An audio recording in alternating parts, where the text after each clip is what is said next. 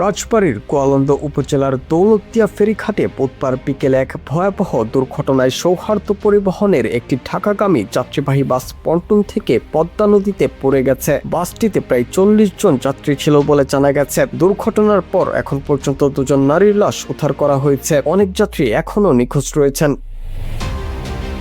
দুর্ঘটনাটি ঘটে বিকেল 5:15টার দিকে দৌলতদিয়া 3 নম্বর ফেরিঘাটের পন্টনে। বাসটি ফেরিতে ওঠার অপেক্ষায় ছিল। এ সময় হাসনা হেনা নামে একটি ছোট ইউটিলিটি ফেরি সজোরে পন্টনে আঘাত করে। ফেরির ধাক্কায় বাস চালক নিয়ন্ত্রণ হারিয়ে ফেলেন এবং বাসটি পন্টন থেকে সোজা পদ্মা নদীতে পড়ে যায়। প্রত্যক্ষদর্শীরা জানান, চালক জানালা দিয়ে লাফ দিয়ে বেরিয়ে আসতে পারলেও বাসটি দ্রুত ডুবে যায়।